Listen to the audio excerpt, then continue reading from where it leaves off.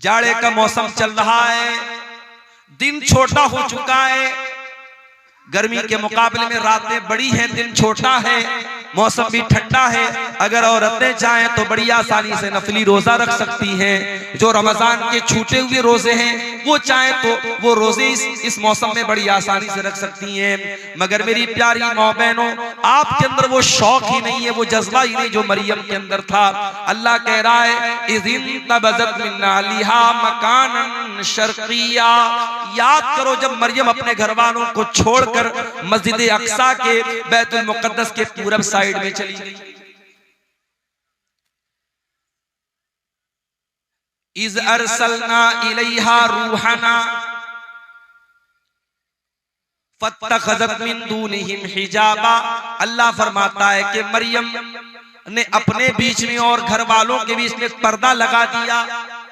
पर्दे में रह करके वो अल्लाह की इबादत करने लगी। फत्तखज़त मिन दूनिहिम हिजाबा फअरसलना इलैहा रूहना फतमस्सला लहा बशरन सविया।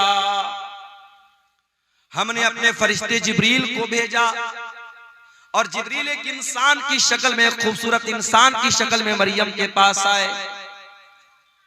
मरियम अकेली है, मरियम बंद कमरे में, कमरा लॉक है और अचानक एक खूबसूरत इंसान, एक मर्द मरियम के सामने आ जाता है। ओ मेरी प्यारी माँ बहनों, एक पाक दामन औरत, एक नेक औरत, एक दीनदार औरत का रिएक्शन क्या होगा ऐसे? एक दीनदार औरत किसी गैर मर्द को तन्हाई में देखेगी तो उसका रिएक्शन क्या होगा? जरा देखिए मरियम का रिएक्शन। अल्लाह कहता है इज़ अरसलना इलैहा रूहना, हमने मरियम के पास अपने फरिश्ते को भेजा। फतमस्सला लहा बशरन सविया, और वो फरिश्ता इंसान की शक्ल में मरियम के पास आया। क़ालत इन्नी अऊज़ु बिर्रहमानि मिनका इन कुन्त तक़िया। मरियम फौरन डर गई और कहने लगी मैं रहमान की पनाह चाहती हूँ, मैं अल्लाह की पनाह चाहती हूँ। इन कुन्त तक़िया, ऐ इंसान, ऐ आने वाले मर्द, अगर तू अल्लाह से डरने वाला है दूर हो जा, मेरे करीब ना आना, मैं तुझसे अल्लाह की पनाह चाहती हूँ। मरियम ने ये समझा कि ये कोई मर्द है, उनको मालूम नहीं था कि ये फरिश्ता है। मरियम ने उसको अल्लाह का नाम लेकर के उसको अल्लाह का डर याद दिलाया, अल्लाह का खौफ याद दिलाया। गुनाह के मौके पर अगर अल्लाह याद आ जाए तो ये दिल में ईमान के जिंदा होने की निशानी।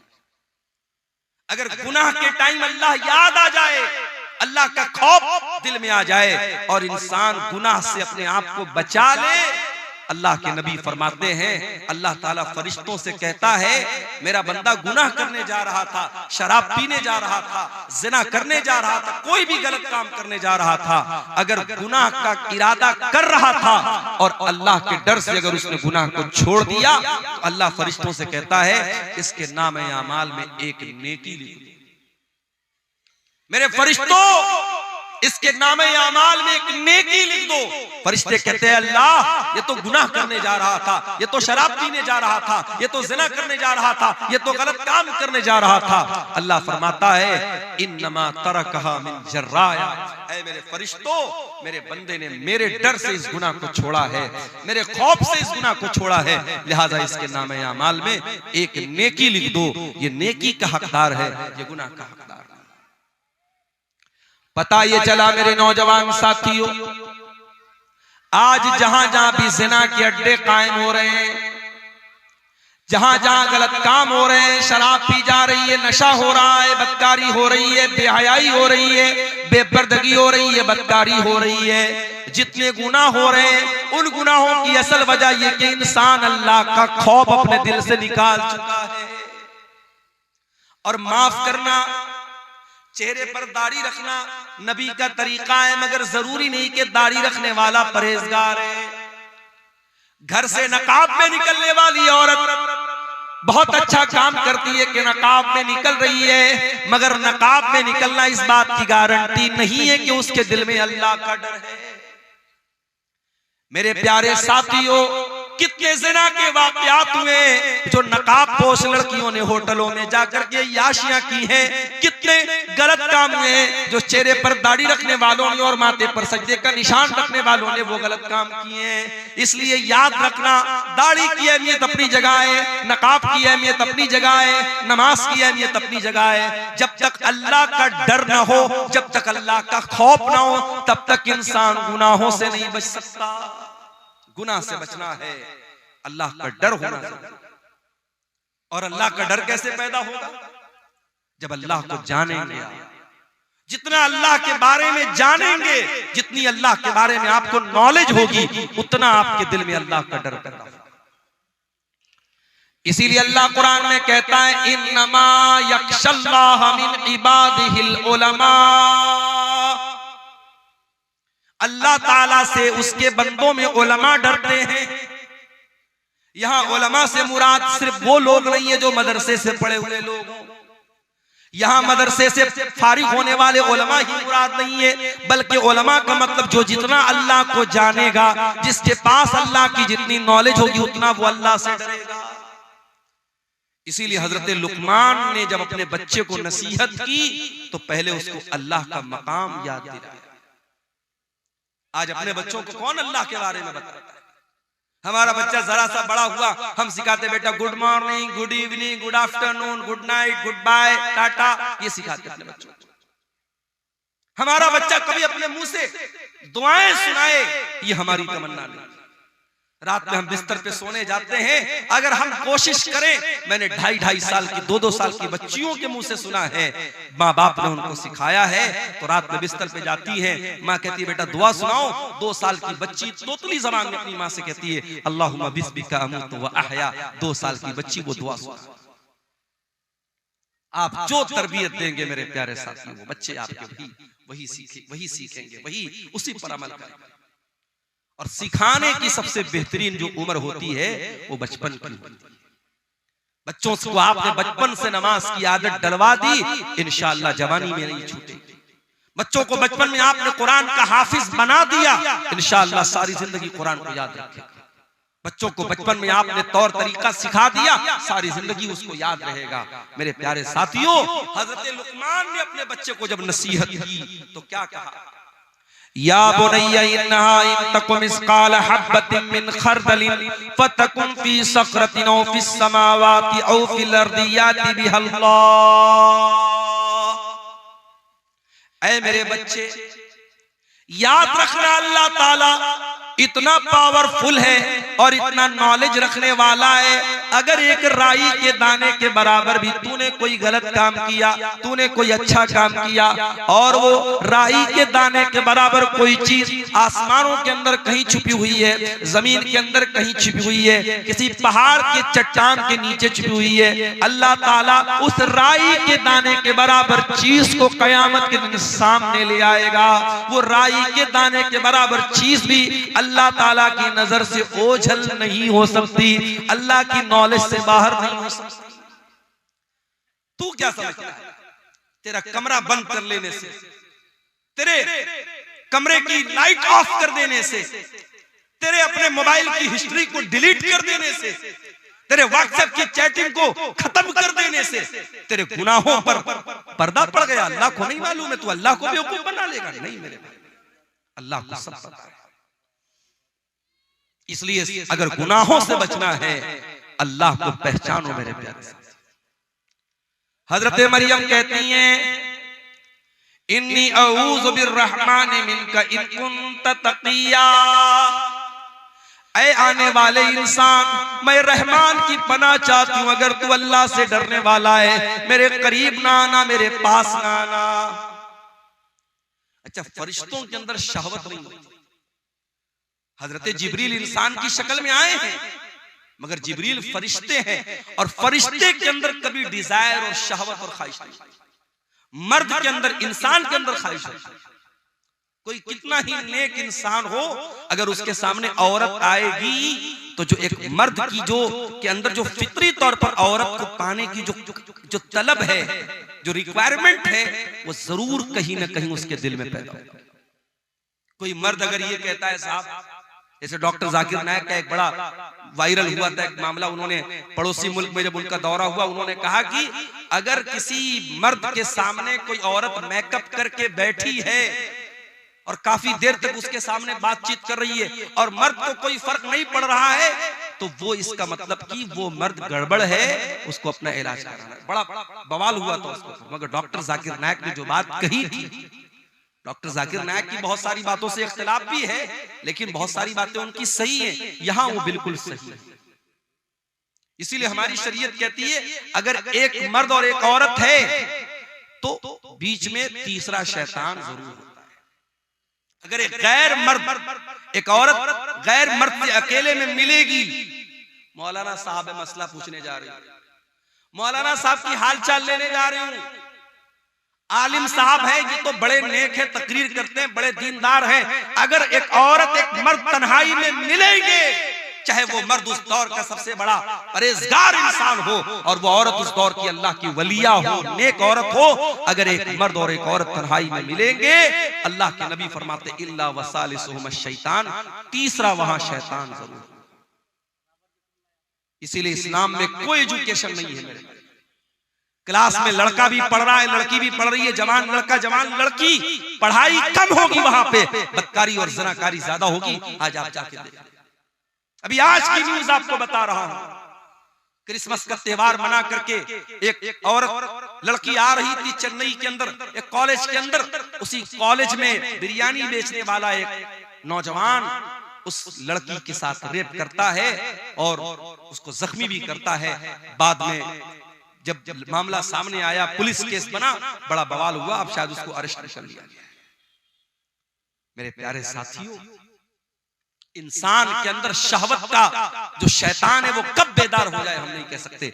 इसीलिए अल्लाह तबारक व तआला ने मर्द और औरत जब जवान हो जाएं उनको निकाह का हुक्म दिया है ताकि उनकी शहवत का सही इस्तेमाल हो, गलत दिशा में वो कदम न उठाएं, गलत रुख पर न जाएं।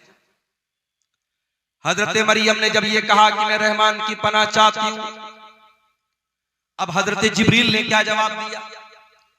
काला इन्नमा अना रसूल रब्बिकी लिअहब लकी गुलामन ज़किया।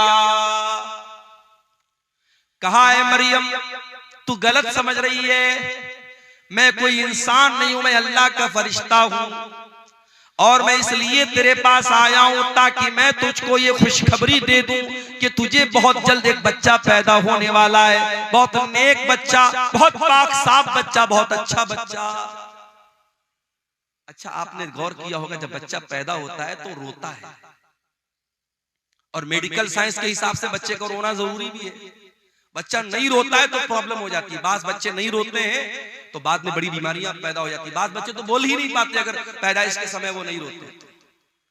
मगर अल्लाह के नबी फरमाते जब बच्चा पैदा होता है तो शैतान उसे कचोका मारता है, चोट पहुंचाता है, शैतान उसे मारता है और वो बच्चा रोता है। और शैतान दुनिया के हर बच्चे को मारता है, मगर एक बच्चा ऐसा था जिसको शैतान मार नहीं सका, और वो बच्चा कौन था? वो मरियम का बच्चा था, उसका नाम ईसा बिन मरियम था। हजरत जिब्रील ने कहा कि ऐ मरियम ऐसा बच्चा पैदा होने वाला है तुझे, गुलामन ज़किया, जो बहुत नेक बच्चा हो। क़ालत अन्ना यकूनु ली गुलाम वलम यमससनी बशरुन वलम अकु बगिया। मरियम कहने लगी मुझे बच्चा कहां से होगा, मैं तो कुंवारी हूं, मैं तो वर्जिन हूं, मेरी शादी नहीं हुई है, आज तक किसी इंसान ने मुझे टच नहीं किया है, और ना मैं ज़िनाकार औरत हूं, मैं बदकार औरत। ये बच्चा कैसे मुझे पैदा हुआ? काला कज़ालिक, हज़रत जिब्रील ने कहा कि अल्लाह का हुक्म है और तुम्हें बच्चा पैदा होगा।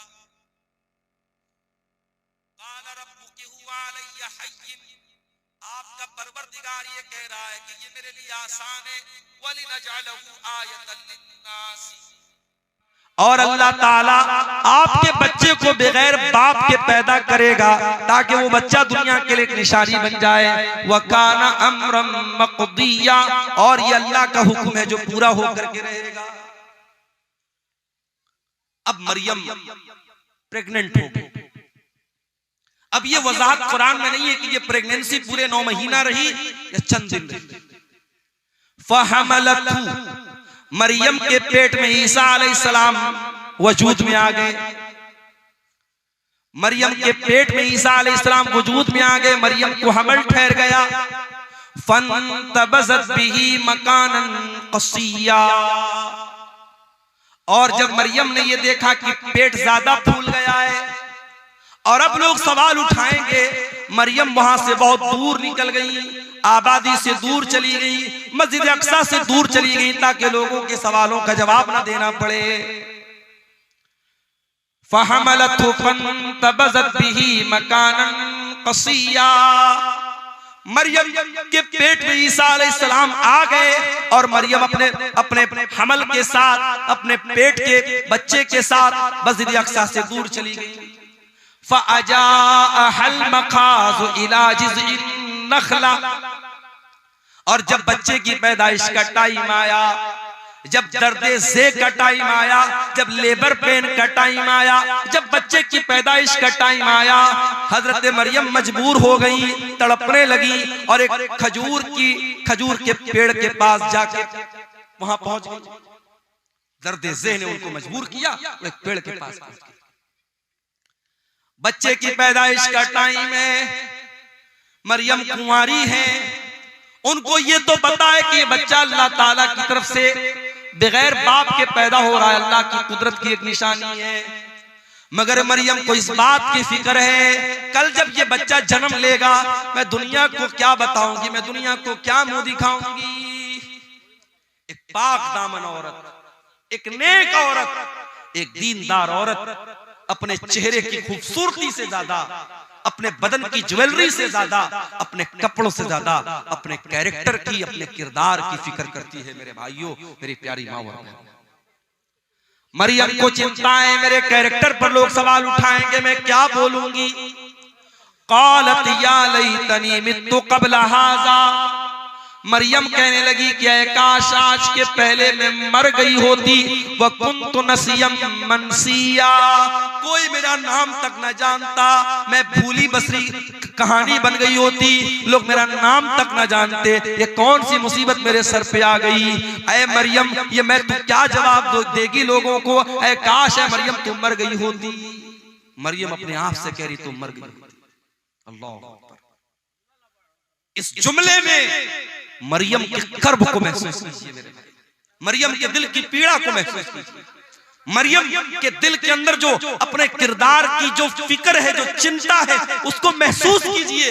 मरियम कहती है काश मैं मर गई होती, मुझे कोई मेरा नाम तक न जानता, कोई मेरा जिक्र तक न करता।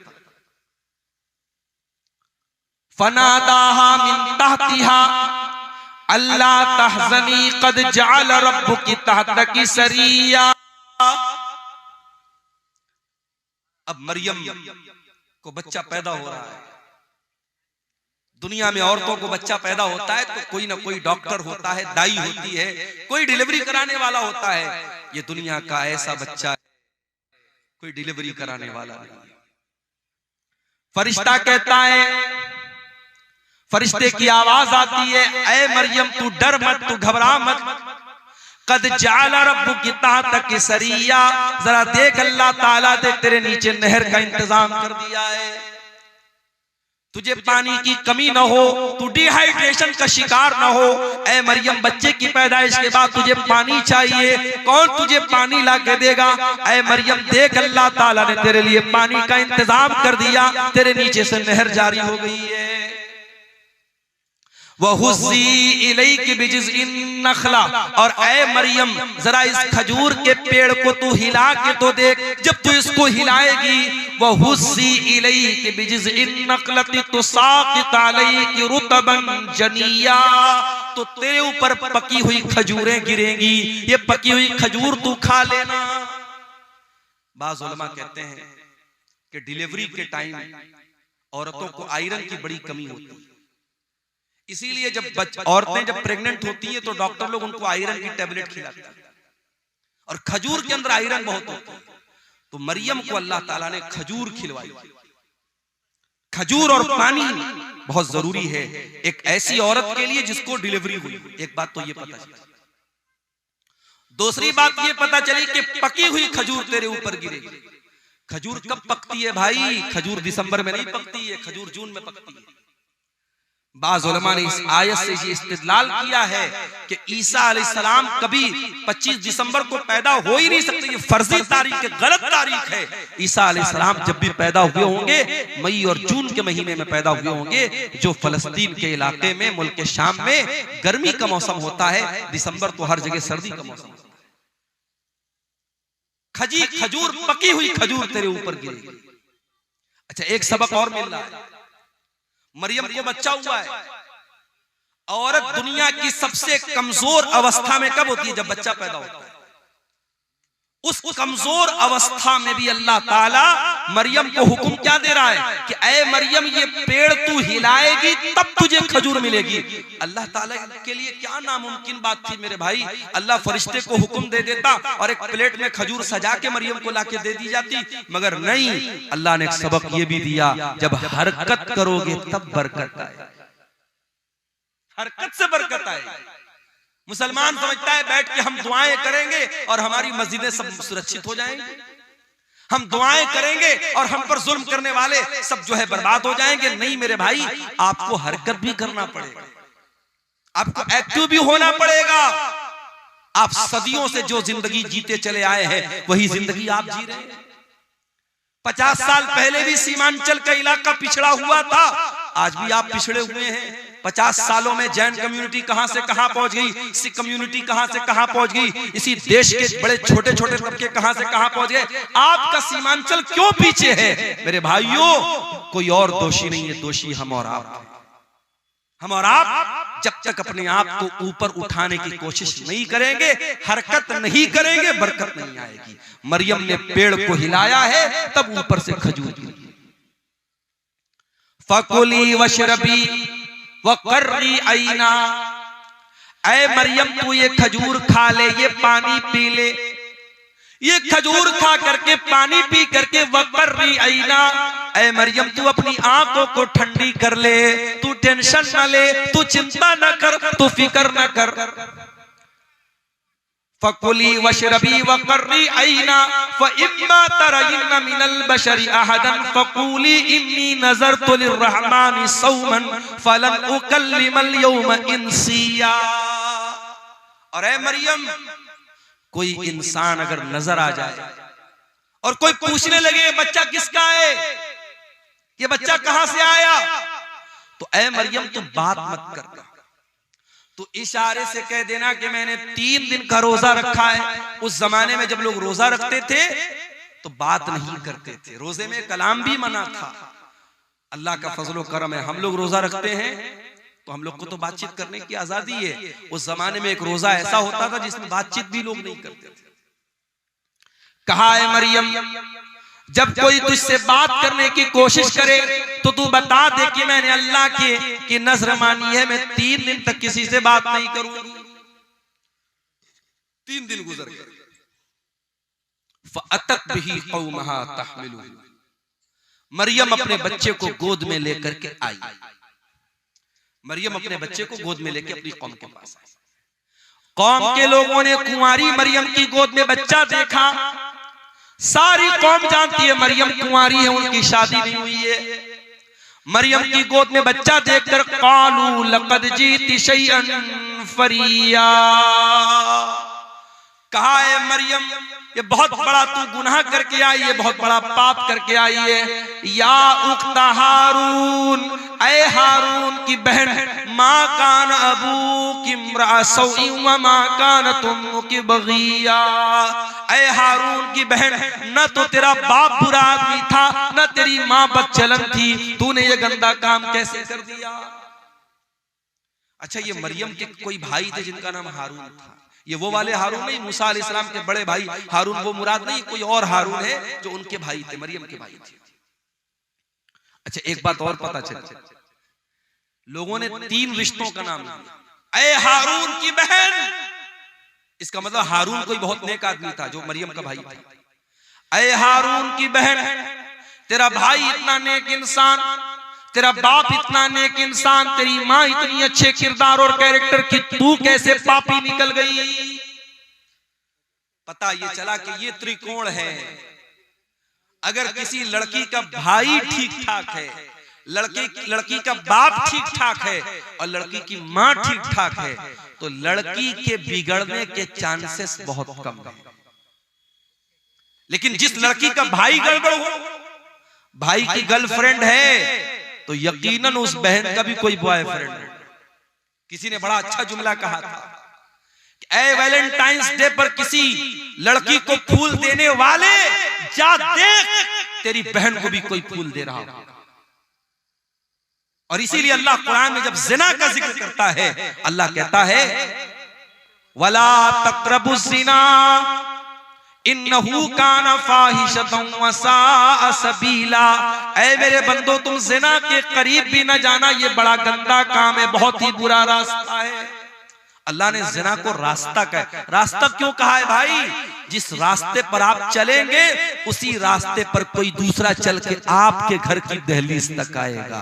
अगर आप किसी दूसरे की इज्जत व आबरू को छेड़ेंगे, कोई आपके घर की इज्जत पर भी डाका जरूर डालेगा। ये इसको हम मुतलक तौर पे इसको अल्लाह का कानून तो नहीं कह सकते, मगर दुनिया का तजर्बा और मुशाहदा ही होता है।